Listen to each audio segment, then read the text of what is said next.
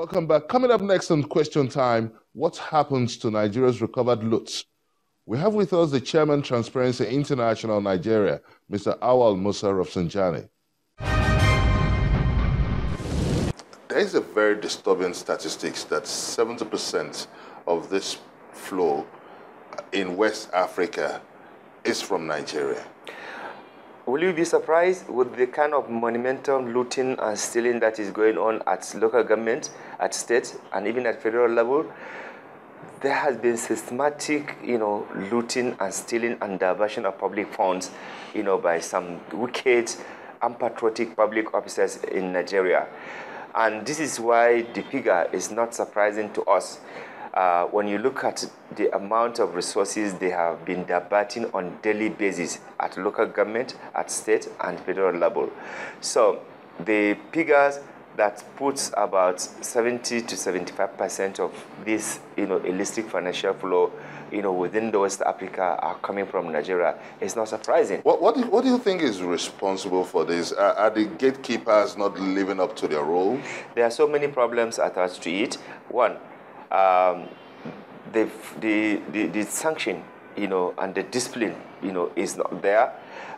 Also, there are people who believe that their own roles and responsibility as public officers, whether elected or appointed, is to steal money and get away with it, and nothing is going to happen to them because of the impunity you have. A lot of public, resources that are meant for infrastructural development have been stolen. They have bastardized our healthcare institution. That's why you see everybody small, headache a public office holder has. They will rush to go abroad. Do you have evidence to that? Of course, you've seen the dilapidation, in all the tertiary, institutions. You have seen that, ASU has been permanently on strike, asking that the government must fund education. The government must put infrastructure and make sure that we have required, qualified personnel that will be in the universities. If you go to many secondary schools, the students are just sitting on the ground. There are no competent teachers in many of these places, and the infrastructure has dilapidated. There's no incentives even for the qualified teachers that will be there. So it's not something that new. It is something that is happening.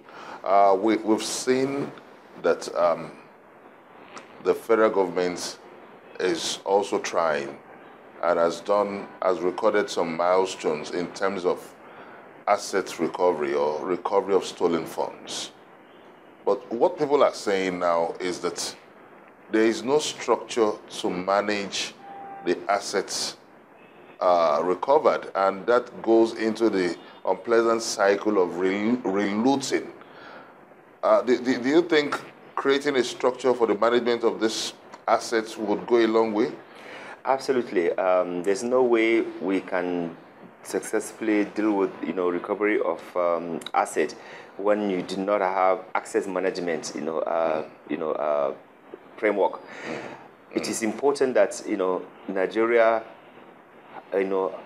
gets asset management framework to be able to clearly manage how these assets are going to be dealt with in Nigeria. Otherwise, you would continue to hear allegation of this asset recovered and looted again. Because right now, as I speak to you, police is recovering, EFCC is recovering, ICPC is recovering, Custom is recovering, everybody is recovering.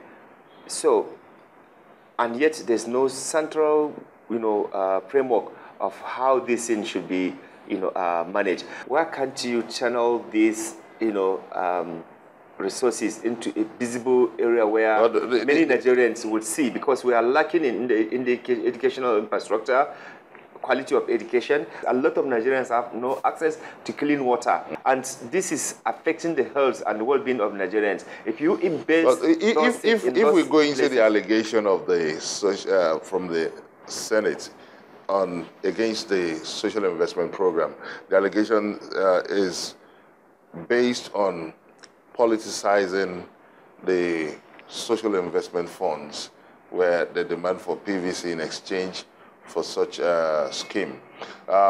Do you think this is a substantial allegation? as far as we are concerned, we have been monitoring and watching how this process has been. It is very credible.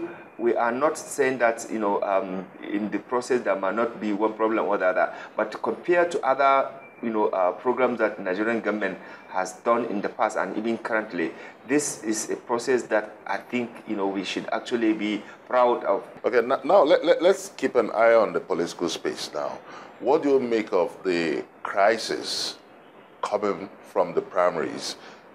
Almost all the parties are almost torn apart as a fallout from this post-primaries crisis. What does that say about the chances of the country having a credible election come 2019 elections? We're already in trouble because judging from the party's primary so far, virtually every party is complaining about how their members have been shortchanged. A lot of people who have who have purchased their form, they have been ambushed by their respective political parties across the country. And we think this is not really democracy. It doesn't allow people to make their own choice.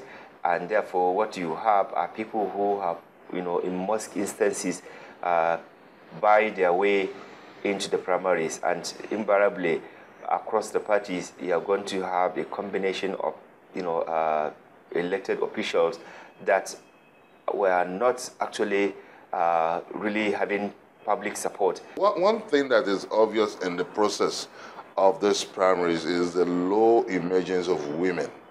What does this say about the quality of the politics being played and the chances given to women? What does it also say about the global quest for 35% affirmative action for women? We are going from bad to worse, unfortunately. And we thought that, with the commitment that both political parties had made, they would have, create an enabling space for women to compete, because there are so many competent, qualified women who can actually, if they are allowed, who they also have public support, that they could emerge. But unfortunately, they have been ambushed, and that is not really good. And therefore, from all indication, the 2019 general election, either at the state or at the national level, especially at the legislature level, you're not going to have the number that we are hoping to have for women. I think this is a very, very sad development. We've seen an unending cycle of violence with few months to the elections. Would that not undermine the election process? It's a huge threat, not only to the election, but the whole corporate existence of this country. Nigerians have suffered enough of this violence.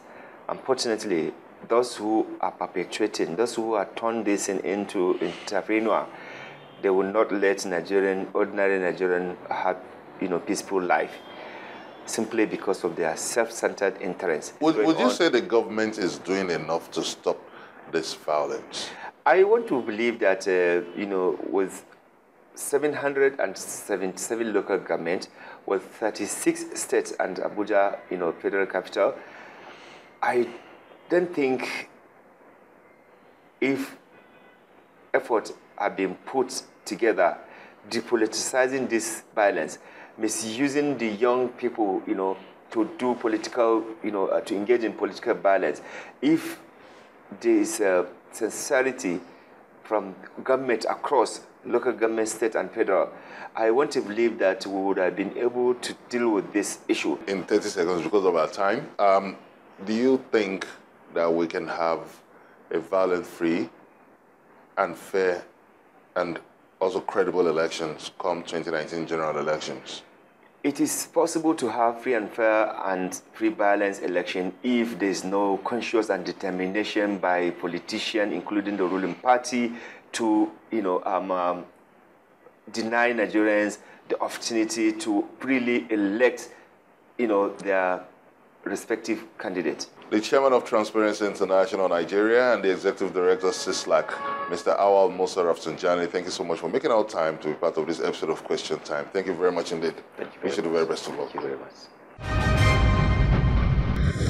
And that'll be all on this episode of Question Time from Channels TV's Global Headquarters, Lagos.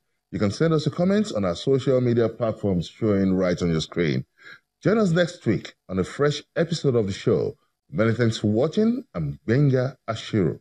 Bye for now.